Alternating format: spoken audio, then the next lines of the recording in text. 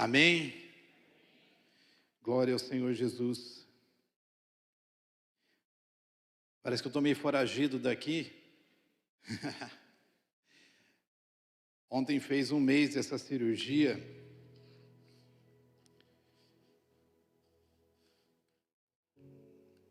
Mas Deus é bom em todo o tempo.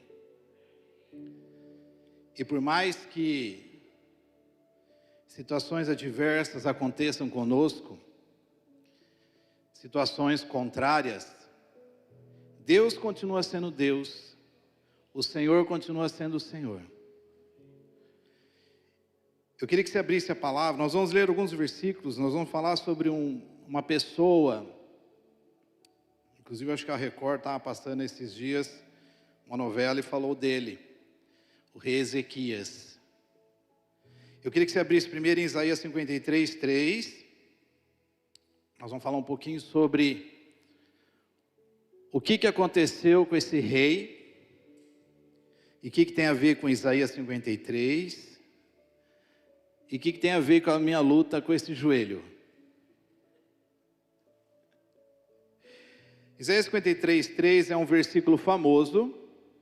Nós sempre oramos esse versículo e declaramos que ele era desprezado e o mais rejeitado entre os homens. Está falando de Jesus. Homem de dores. Fala comigo, repete comigo. Homem de dores. Vou falar um pouco sobre dor aqui, hein? Experimentado nos trabalhos e como um de que os homens escondiam o rosto, era desprezado. E não fizemos dele caso algum. Versículo 4. Verdadeiramente ele tomou sobre si as nossas enfermidades. Fala comigo. Tomou sobre si as nossas enfermidades e as nossas dores. Ele levou sobre si e nós o reputávamos por aflito, ferido de Deus e oprimido. Como a Maria sabe, eu fiz uma cirurgia no meu joelho esquerdo. Eu sofria de uma condromalácia, é um nome muito esquisito, mas eu machuquei o joelho sem jogar bola. O médico falou assim, perguntou para mim se eu era jogador de futebol de final de semana. Sabe aquele final de semana que você joga bola?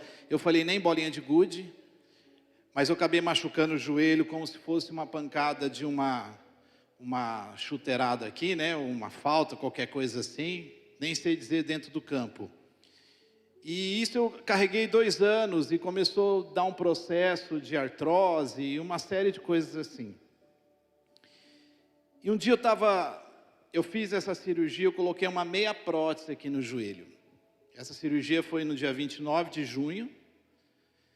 E eu não imaginava o processo cirúrgico e principalmente o pós-operatório. Não imaginava. Porque o médico fala, não, você faz isso, é aquilo, tal. Para o médico é tranquilo, né?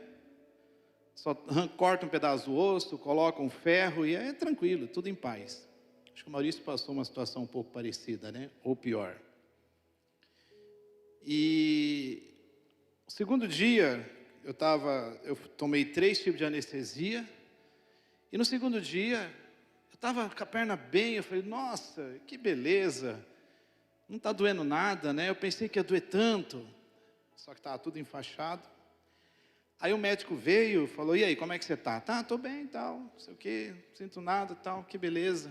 Que bom, só que você vai sair amanhã. Me deixou 2 dias de castigo no hospital. Aí ele falou assim, eu falei, doutor, quando que vai tirar a tala da minha perna? Eu não tinha visto nada na minha perna. Eu só tinha visto uma faixa. Ele falou, não tem tala nenhuma na sua perna. Eu tinha uma tala virtual.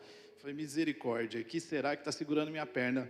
Aí ele falou assim, você tomou uma anestesia na femoral aqui, para segurar a dor, que ela é intensa. Faz Jesus. Aí tudo bem. E eu fiquei com aquilo na cabeça. Falei, meu Senhor, eu lá naquele hospital. E ele falou, ó, você tem que pôr esse pé no chão. Tá bom. E aí eu fui, a Luciana me ajudando, coitada. Aí na primeira noite foi aquele baile, né? Passei mal, caiu pressão, aquela coiseira toda que homem com dor é 3 mulheres grávidas dando luz, terminando da luz. Homem doente, né? Aí naquela situação toda, um dia começou a aparecer uma dorzinha no joelho, eu falei, meu Deus, e a enfermeira veio tirar a faixa e foi mexer no dreno, e eu comecei a olhar o tamanho do estrago que estava no meu joelho. Um corte de 25 centímetros, cheio de grampo, saindo sangue. Eu falei, Senhor, eu comecei a olhar para cima, contando todos os abajur, todo tipo de luz que tinha no teto, para não passar mal de olhar no corte. Aí ela começou a mexer e limpar aquela coisa, e aí veio a dor. Aí veio a dor. Uma dor de osso cortado, né, Maurício? É uma dor que você não tem aonde se segurar. E eu falei, meu Deus, e um dia eu estava tomando banho, tentando tomar banho, né? Porque imagina se eu caio no banheiro, aquela coisa. A Luciana falando muito, toma muito cuidado. Eu estava com tanta dor, mas tanta dor. Era o 3º ou 4º dia, eu já estava em casa. E eu comecei a lembrar dessa passagem. Jesus é um homem de dores. Eu falei, Senhor, o Senhor sentiu uma dor pior do que essa. O Senhor sentiu uma dor, o que estava me consolando naquele momento é que Jesus sofreu uma dor pior do que essa. E eu comecei a lançar sobre ele, eu falei, Senhor, eu sei que é uma dor, é uma restauração da minha perna, mas me ajuda, nem tramal, nem profenide, nada tirava, e na cama eu virava, e lágrima, tudo sem imaginar, porque, como eu disse, homem com dor já é 3 vezes com dor. Mas aí o Senhor foi me trazendo neste processo,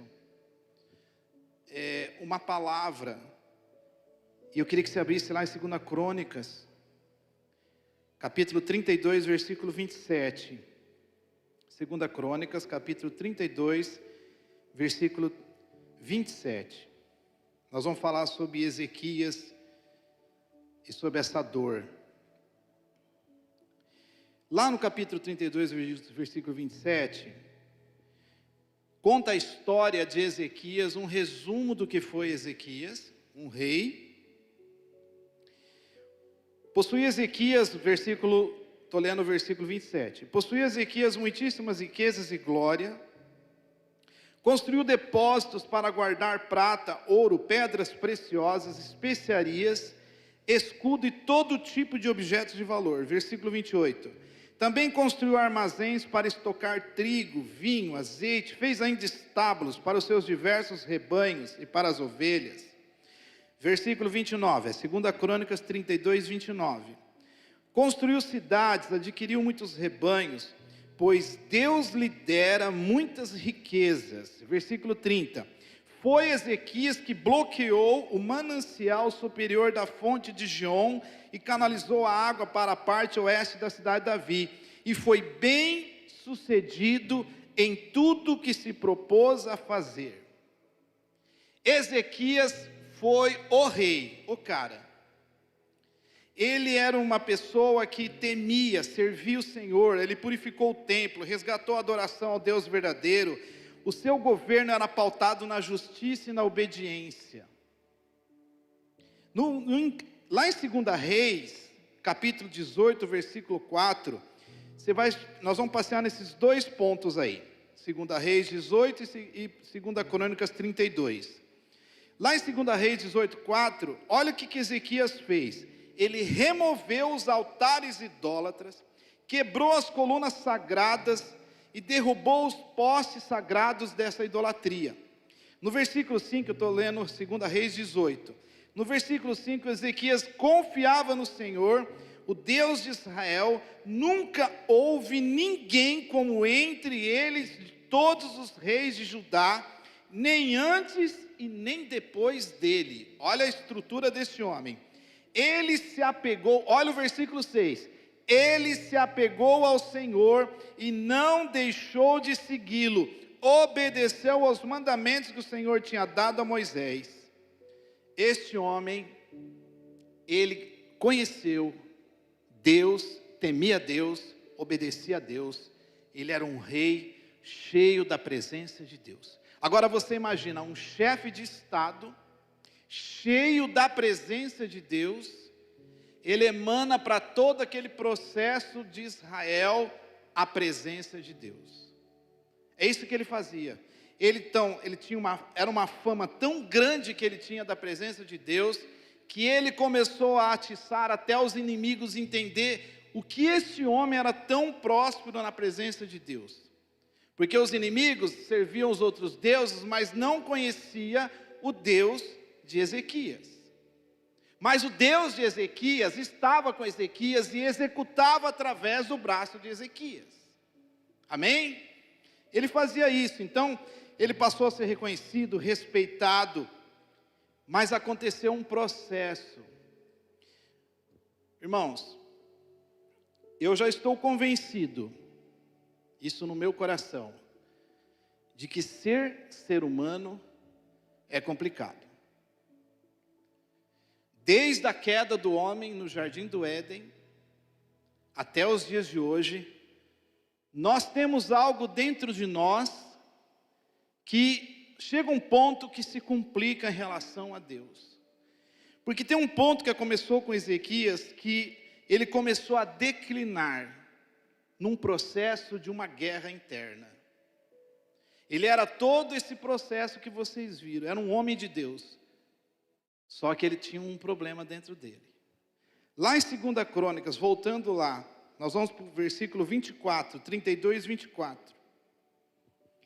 Naquele tempo, eu estou lendo 24 agora. Naquele tempo, Ezequias ficou doente e quase morreu.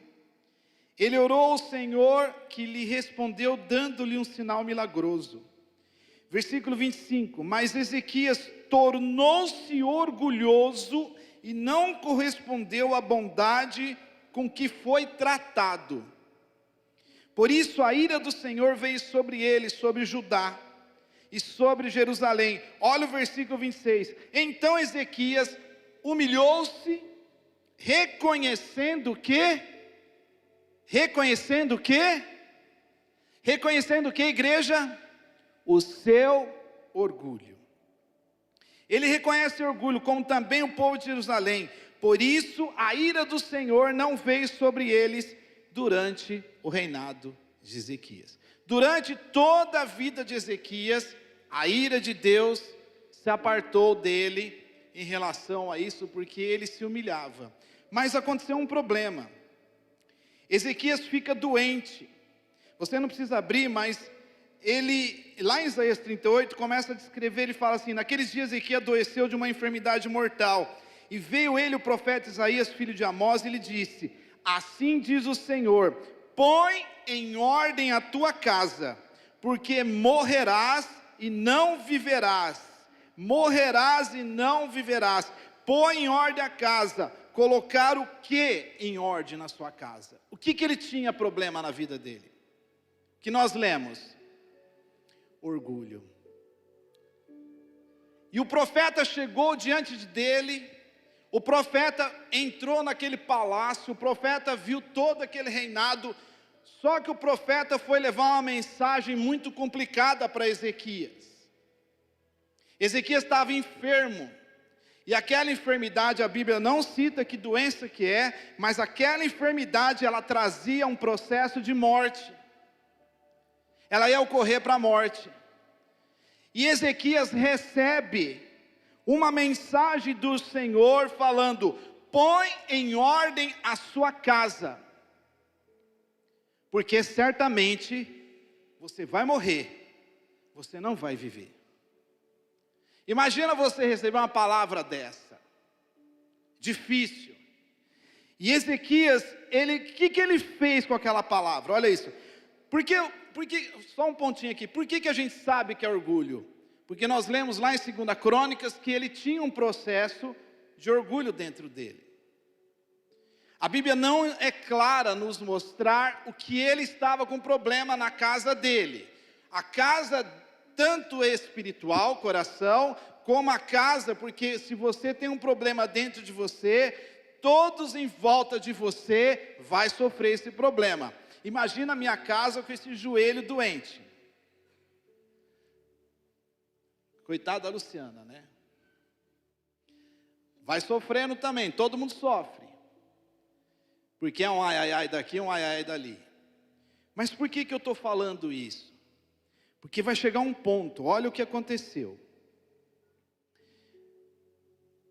O conforto, olha, eu coloquei um ponto aqui. Porque sabemos que trouxe o orgulho, no 2 Crônicas 32, 25, não precisa abrir e voltar lá. Ezequias tornou-se orgulhoso. Mesmo depois da enfermidade, ele voltava no orgulho. Só que Ezequias fazia o quê? Ele se rendia, se humilhava. Ele ia e voltava. Mas olha o que aconteceu. O Senhor coloca no meu coração que muitas vezes, o nosso conforto nos torna egoísta. O egoísmo nos leva ao orgulho. Eu fiz, eu conquistei, eu tenho, eu faço e aconteço. Quem era orgulhoso no começo de toda a história na Bíblia? Quem que foi lançado por terra, cheio do orgulho? Quem que era orgulhoso? Satanás, Lúcifer. E Lúcifer, ele lança um processo de orgulho dentro do homem.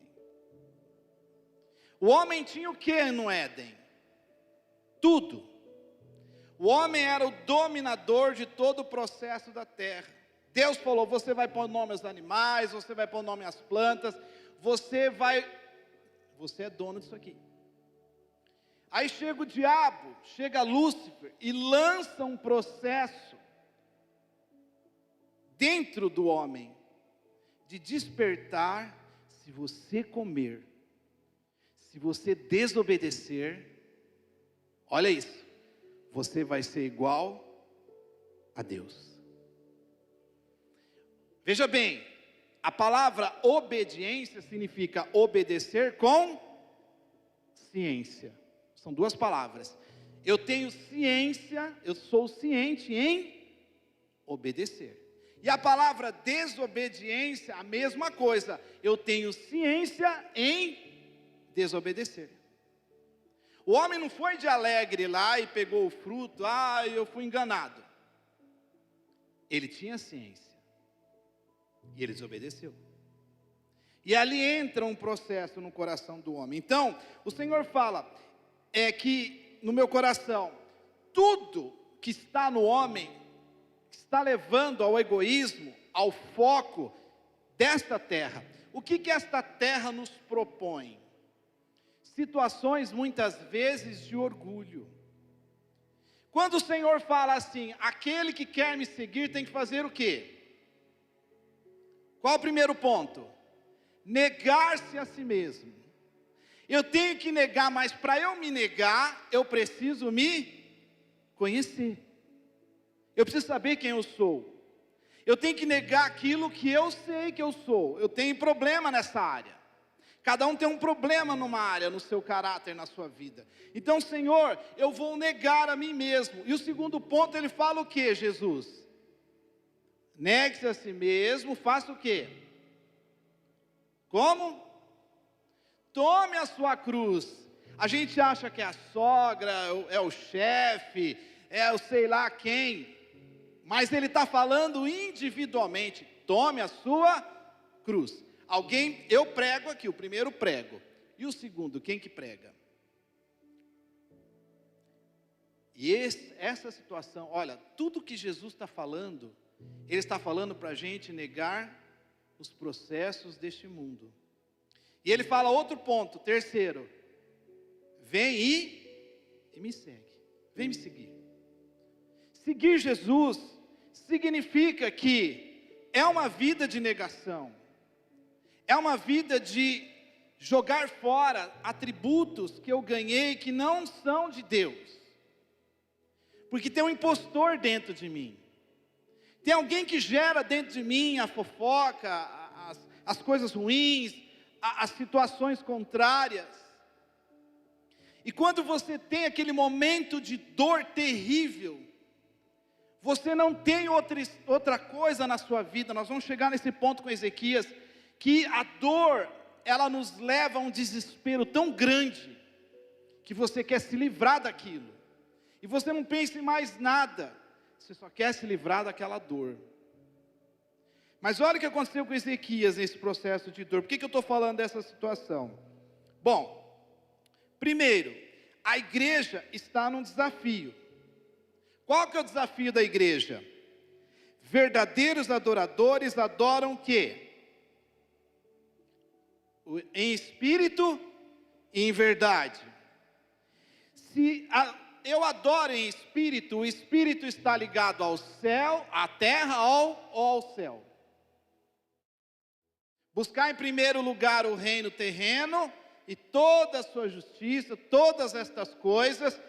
Jesus foi tentado pelo diabo e ele colocou ele num pináculo e falou assim: se você me adorar, eu te darei todos estes reinos da terra.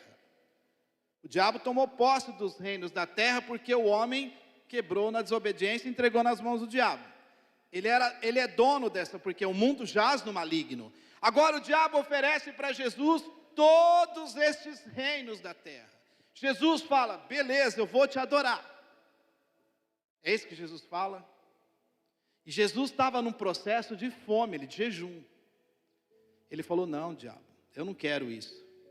Adorarás a Deus, adorarás ao Senhor Deus, adorarás o Senhor dos céus todo-poderoso, adorarás aquele que traz vida e vida em abundância.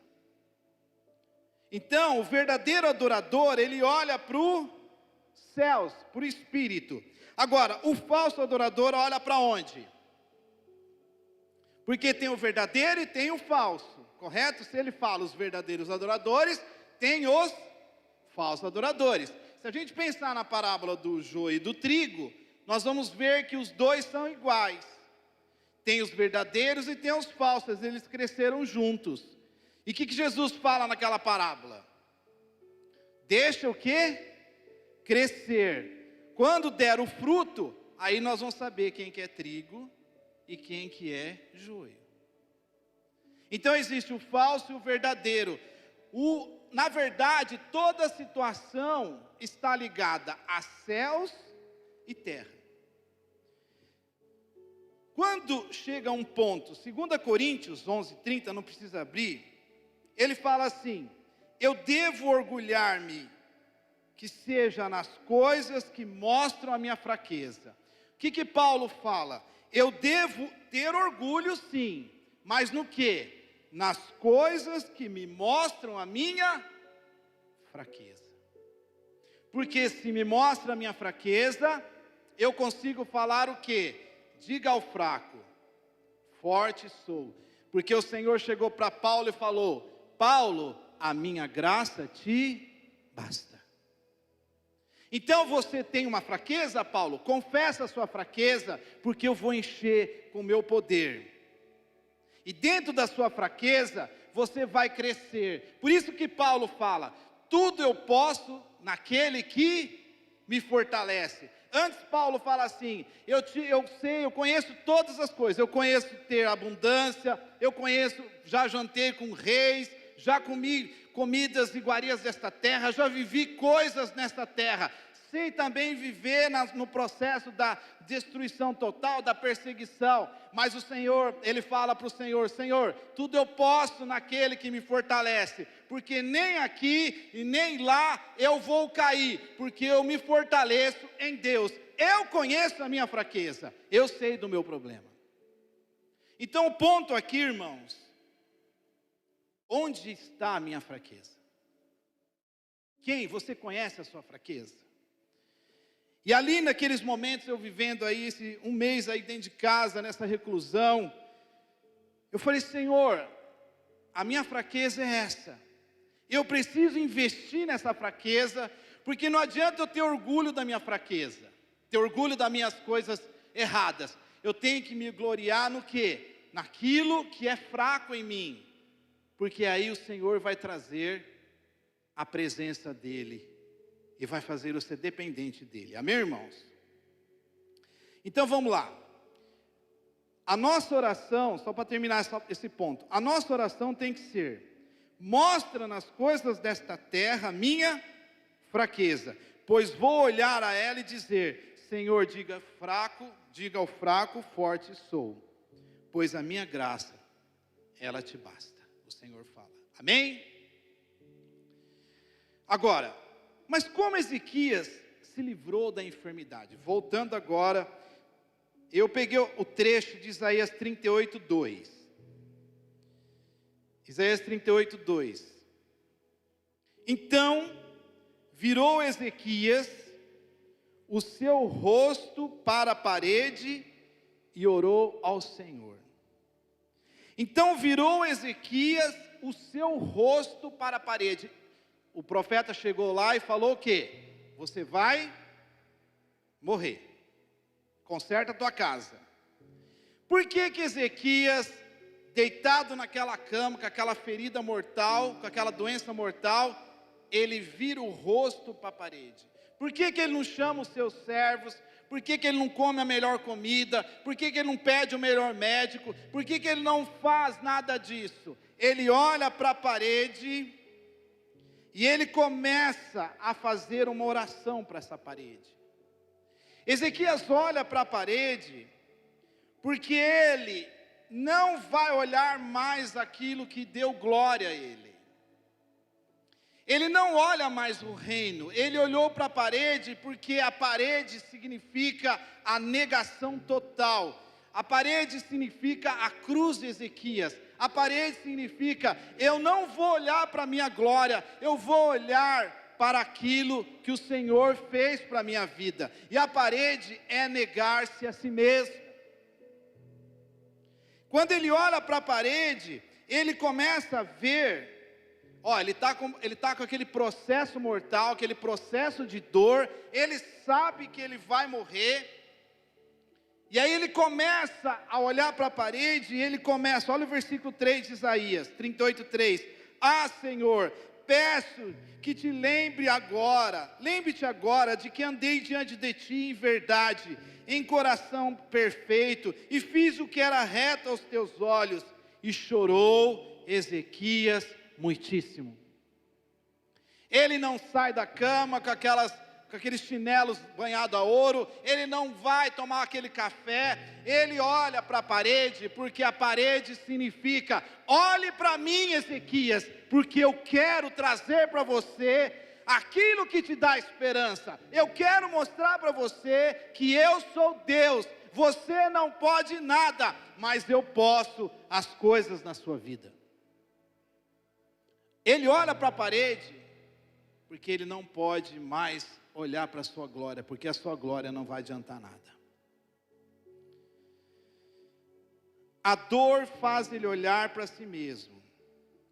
O Espírito está dizendo, irmãos, não olha para o teu coração, mas olhe para mim. Olhe para as coisas do alto.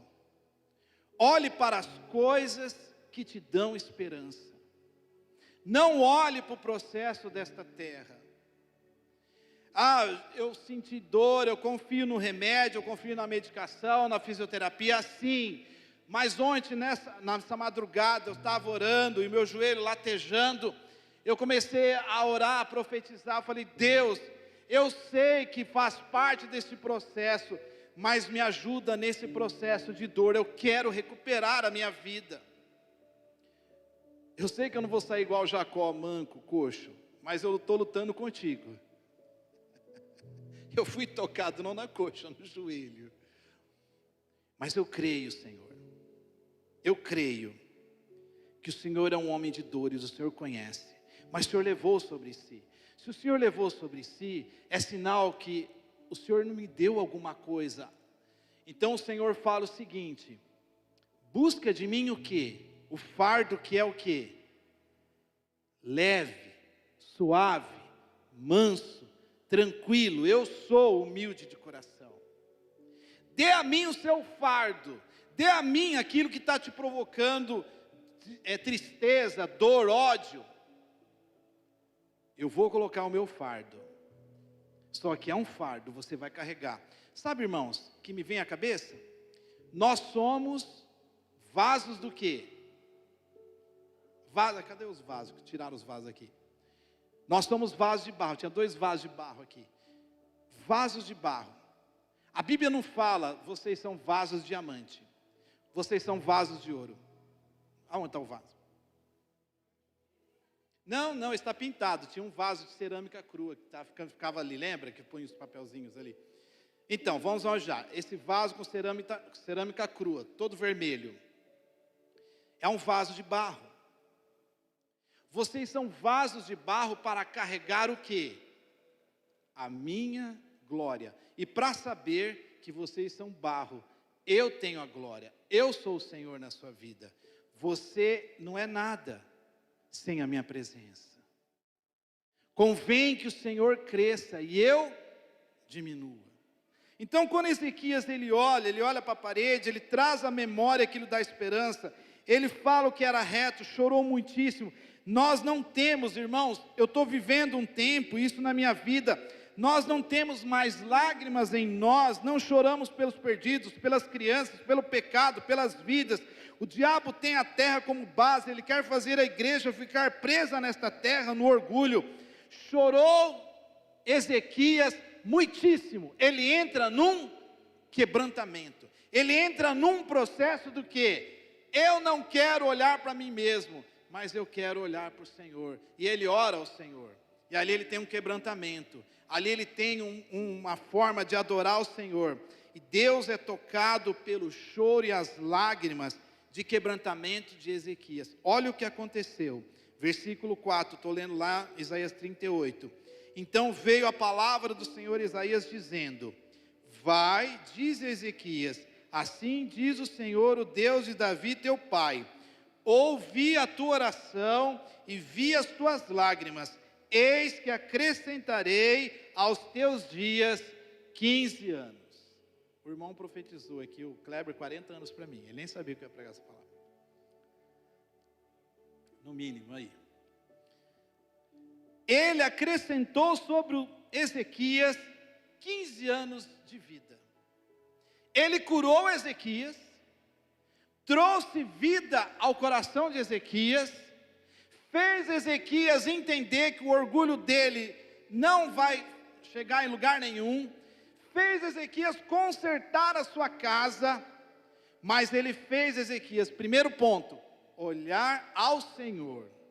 Olhe para mim, olhe para o meu coração, eu sou o Senhor que sara, eu sou o Senhor que cura, eu sou o Senhor que santifica. Por isso o Senhor está dizendo para a igreja desses últimos dias, esta noiva que está se levantando nesses últimos dias, e nós realmente estamos nos últimos dias, não tem como voltar mais, irmãos, você aceitando ou não, nós estamos vivendo os últimos dias, nós estamos vivendo os últimos dias.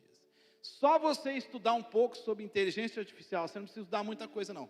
Pega um TikTok da vida aí e coloca lá inteligência artificial. Você vai ver o que está acontecendo no campo da inteligência artificial. Só ali você entende que nós estamos nos últimos dias.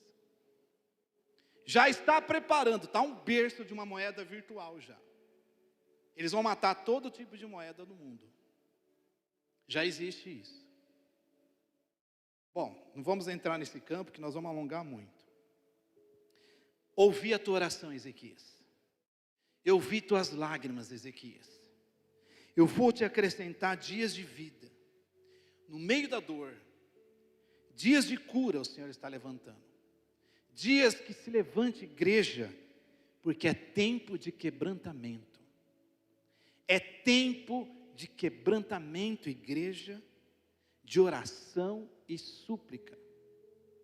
É tempo de viver o novo de Deus, porque Deus, Ele já colocou tudo em sua palavra. Nós que estamos tateando, buscando uma revelação, e cada momento o Senhor fala, solta uma revelação, e a Bíblia fala que Deus não faz nada nesta terra sem falar com seus profetas, sem falar com a sua noiva. Ele está revelando isso. Mas a palavra também diz: busque o Senhor enquanto se pode achar. Então, por isso, eu só vou terminar agora com 2 Crônicas 32, 25. Ezequias tornou-se tão orgulhoso, como foi tratado com isso, por a ira do Senhor veio sobre ele, sobre Judá. Então Ezequias humilhou-se, reconhecendo seu orgulho. Então, mesmo depois da doença de Ezequias, mesmo depois ele olhando para a parede, mesmo ele depois consertando a sua casa, ele ainda passa por processo de orgulho. Mas o Senhor, quando via de novo Ezequias se humilhando, se quebrantando, o Senhor vinha sobre ele e perdoava o seu pecado. E durante o reinado de Ezequias, o Senhor, trouxe um perdão dos 15 anos que restava sobre Ezequias. Eu ia entrar em outra parte, mas aí vai alongar um pouco. Que tem o último versículo que fala que Ezequias recebe a Babilônia. O último versículo está em 2 Crônicas, acho que é o 27 para diante. O último versículo fala que ele recebe a Babilônia. E quando ele recebe a Babilônia, o profeta Isaías chega naquele lugar, vê os babilônicos saindo, e ele pergunta para Ezequias: quem são estes? E ele fala: aqui, o que você fez com essas pessoas? Eu mostrei todos os tesouros, eu mostrei todas as minhas conquistas. E Isaías olhou para Ezequias e falou assim: você sabe que isso tudo vai para a mão dos babilônios. Os babilônicos vão prender Israel, vai deixar cativo Israel, inclusive os teus filhos. Aí Ezequias responde assim para Isaías: boa essa palavra, mas nos meus dias eu terei paz. Ezequias ainda deu uma quebrinha ali. Ele olhou para ele, então tinha que passar mais um processinho com Deus ali, porque ele nem pensou nos filhos. Mas isso é outra pregação. Eu queria só um ponto que Deus falou com o meu coração nesses dias. Neste momento de dor, eu entendi que Jesus é um homem de dores. Eu entendi que Jesus, ele pode levar toda a enfermidade, toda a dor das nossas vidas. Mas será que eu consigo fazer Jesus olhar o meu coração da forma que os céus quer? Porque às vezes a gente quer que Jesus olhe o nosso coração da forma que eu quero que ele olhe, da forma que essa terra quer que olhe. E na verdade o Senhor não quer olhar da forma que essa terra... Senhor, se eu não fizer isso, eu vou mudar de igreja. Senhor, se eu não fizer isso, eu não vou mais buscar o Senhor. Senhor, se eu não fizer isso, não quero saber mais de igreja, não quero saber de mais nada disso. Senhor, se o Senhor não fizer dessa maneira, peraí. Eu vou fazer da minha maneira, e a minha maneira é a palavra. A palavra é negar a si mesmo. A palavra é cada um carregar a sua cruz. A palavra é seguir.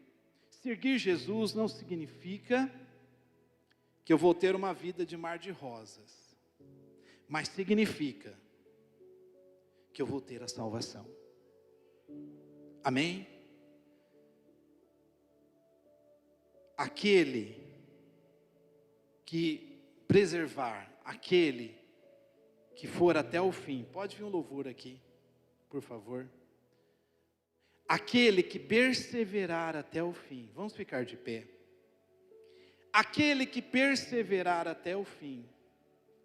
Aquele que conservar até o fim. Aquele que não olhar para a própria glória, mas olhar para o meu coração. E talvez, irmãos, olhar para o coração de Jesus significa olhar para uma parede. Significa eu olhar para o nada. Significa eu olhar para a minha cama, porque a Bíblia fala entrar no quarto, fecha a sua porta. Significa eu olhar para as coisas simples dessa vida. E hoje é um tempo de conserto, é um tempo de quebrantamento. Nós precisamos, como igreja, voltar ao quebrantamento. E nós estamos falando neste mês sobre batalha espiritual. E a batalha no meio da dor, a batalha no meio de uma situação como esta. A batalha de Ezequias não foi fácil, porque Ezequias abençoou muitas pessoas. Existem coisas em Israel que ele criou até hoje, que abençoou muitas pessoas. Mas ele tinha uma batalha dentro dele. E ele tinha que se voltar para o Senhor. Constantemente ele tinha que olhar para a parede. Porque ele se lembrava da ferida mortal. Ele se lembrava daquilo que o levou à destruição. Irmãos, eu não sei nem a música, aí vocês veem.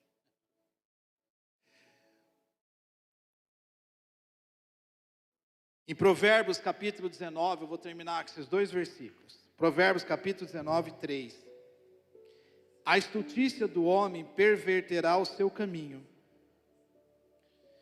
O seu coração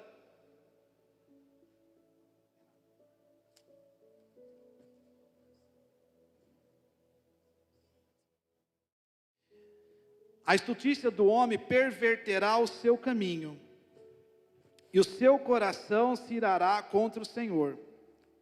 Salmo 51, 17. Os sacrifícios que agradam a Deus são um espírito quebrantado, um coração quebrantado e contrito. Ó Deus, não desprezarás. É tempo de retorno. Sabe o que eu estou vendo aqui na minha frente? Uma visão, uma placa de retorno. Sabe aquela flecha? Eu estou vendo aquela placa de trânsito, uma flecha.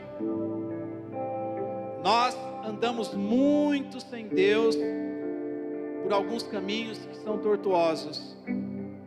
A igreja, ela caminhou achando que estava indo para uma viagem, para um lugar, por exemplo, para São Paulo, e chega no meio do caminho, a igreja descobre dentro desse ônibus que o ônibus está indo para Curitiba.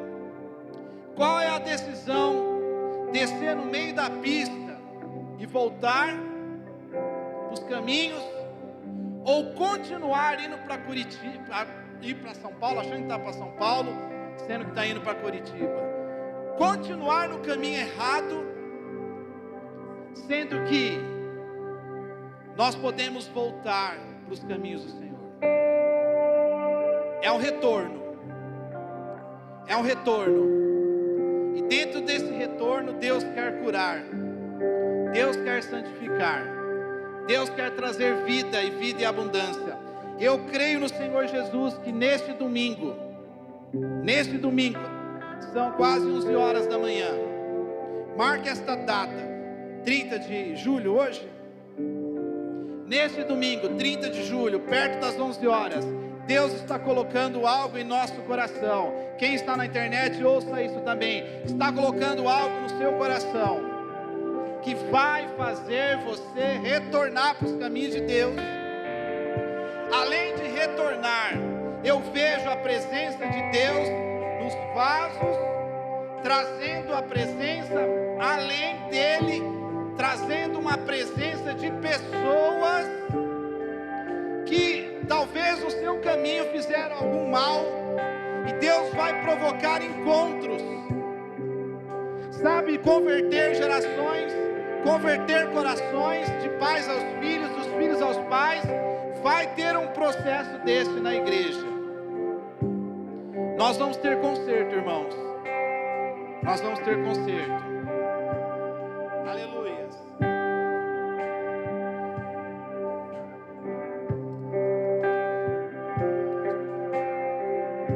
Vem, Jesus. Purifica o meu coração. Vem, Deus. Quero ser como ouro. Aleluia. E a prata preciosa. Purifica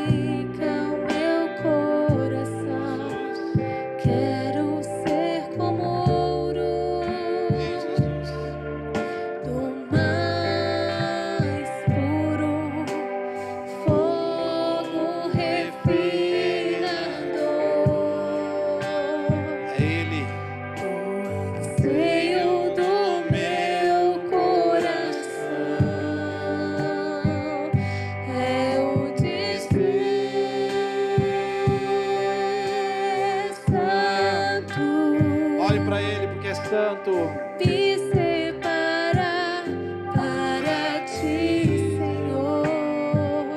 Escolho ser Escolha ser santo. santo,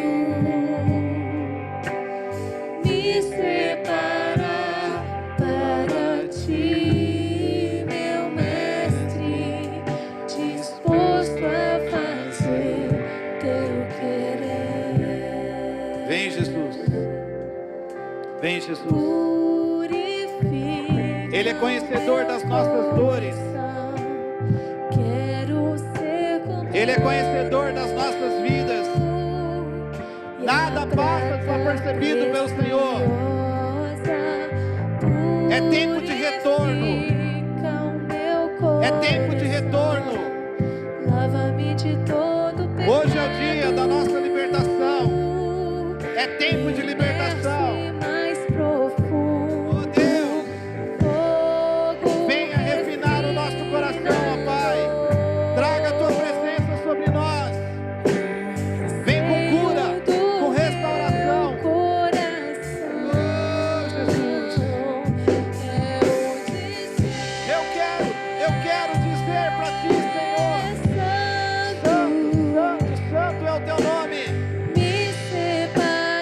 Eu quero me separar agora e buscar a tua presença.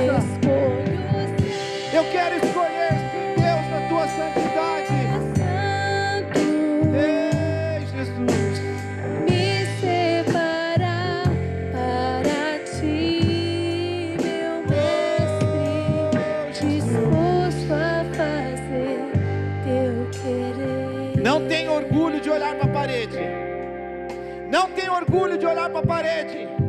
O Senhor está colocando muito claro, nós não podemos ter mais orgulho dentro de nós, achando que nós vamos conseguir com o nosso braço. Nós não vamos conseguir, mas pelo Senhor nós podemos caminhar.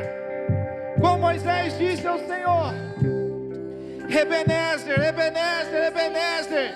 Senhor, se o Senhor não for conosco, se o Senhor não andar comigo, eu não vou sair deste lugar. Eu não vou sair deste lugar, Senhor. Eu vou ficar olhando para a parede até ser curado no meu coração, Deus.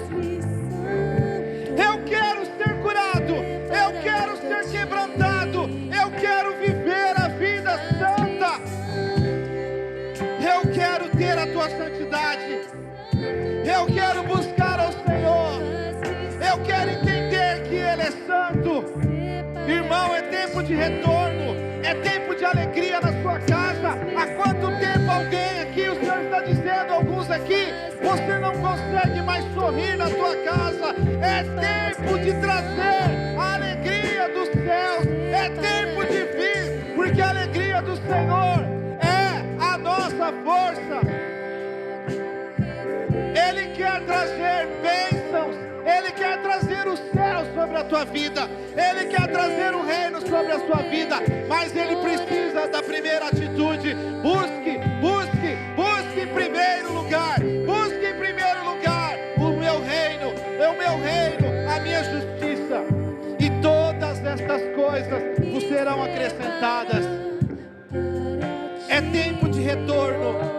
É tempo de retorno. É tempo de quebrantamento. É tempo onde o Senhor vai trazer o avivamento sobre a igreja. É tempo onde o Senhor está te chamando. Olhe para mim. Olhe para mim. Pare de olhar para a sua vida. Pare de olhar para todas as suas conquistas. Porque se você não estivesse comigo, não teria conquistado nada. Sou eu que conquisto para ti. Aleluia. Aleluia. Disposto a fazer o teu querer, Senhor. Senhor, nós te agradecemos, porque nesse tempo de retorno, nesse tempo de retorno, o Senhor vai nos ensinar a orar novamente. Nós não sabemos orar, Pai. A tua igreja andou tanto, tanto sem a tua presença que não sabe mais orar. Nós precisamos aprender a orar novamente. Nós precisamos voltar aos nossos quartos, às nossas paredes. Nós precisamos olhar para Ti, Jesus. E quando olhamos para Ti, mesmo com qualquer tipo de enfermidade, quando nós derramamos lágrimas, como Ezequias fez, quando derramou lágrimas, o Senhor vem. O Senhor vem e acrescenta dias a mais em nossas vidas. O Senhor vem além de curar, o Senhor acrescenta dias em nossas vidas. O Senhor acrescenta dias em nossas vidas. O Senhor acrescenta os teus dias nesta terra para poder fazer aquilo que Ele quer que faça. Chega, Pai. Chega, Senhor, de não retornos. É um tempo de conserto, é um tempo de graça, é um tempo da manifestação do Teu Espírito, é um tempo do retorno dos milagres, é um tempo do retorno dos Teus sinais, é o tempo da Tua igreja dizer: eu vou caminhar, Senhor, segundo a Tua vontade, segundo aquilo que opera no meu coração, segundo o Teu Espírito que opera em minha vida, para poder caminhar, Senhor. Eu vou caminhar. Aleluias. Aleluias. Mesmo com dor de rejeição, mesmo com dor da depressão, olhe para o Senhor. E o significado de olhar para o Senhor: olhe para a parede, não olhe para as suas coisas, não olhe para a sua vida, olhe para o Senhor. E vai haver grandes coisas, vão haver grandes coisas na sua vida. Eu vejo curas nas casas, eu vejo retorno de familiares, eu vejo aquela frase, aquela está estampando aquela palavra: eu e a minha casa serviremos ao Senhor. Eu e a minha casa serviremos ao Senhor. Eu e a minha casa serviremos ao Senhor. Eu e os meus filhos, os meus netos, a geração servirá ao Senhor Jesus. Aleluia! Nós vamos servir o Senhor Jesus. O mundo está mal, a situação está caótica, mas o Senhor traz paz ao nosso coração, porque Ele quer que os vasos sejam cheios da glória dEle, e não da glória humana. Retorne, irmão. Retorne, marque esta data. Se você retornar, coisas de Deus, situações de Deus na sua vida vão acontecer. Aleluias.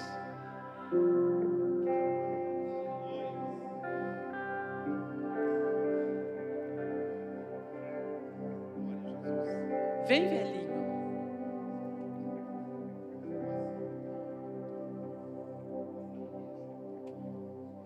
Amém, irmãos? Às vezes nós olhamos para as causas difíceis na nossa vida, as causas impossíveis. Nós falamos ou pensamos: não vai dar certo. Mas isso é o nosso pensamento.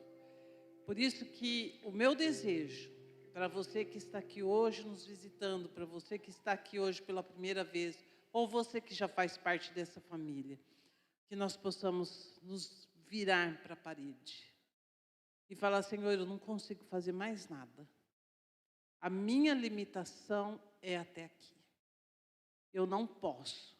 Por isso, recalcula a minha rota. Guiados pelo Espírito Santo, nós não conseguimos mais nada, mas nós não vamos desistir. Nós vamos confiar no Senhor, porque os nossos olhos estão postos em Ti. Por isso eu quero abençoar cada um que aqui está, cada família, cada lar aqui representado, declarando, Senhor, sobre a vida de cada um, que cada um será luz e sal esta semana. Onde estiver, manifestaremos a Tua presença, o Teu poder e o Teu amor, para a glória do teu nome. Guarda-os, Pai, debaixo da tua mão poderosa, cobrindo-os com o sangue de Jesus. Em nome de Jesus, amém? Vocês são muito preciosos para nós, mas para Deus mais ainda. Então, contamos com a presença de vocês na quarta, no domingo, para estarmos reunidos em família, porque somos a grande família de Deus. E mulheres, você, que é mais especial ainda, porque nós damos de 10-0 nessa almarada. Amém, mulheres? Não essa segunda, na próxima, primeira segunda de agosto, retornaremos à nossa reunião das mulheres. Venham, se preparem, venham com expectativa, porque vai ser muito bom, amém? Abençoa a vida do teu irmão, deseja a ele a bênção de Deus sobre a vida dele e a família dele, em nome de Jesus.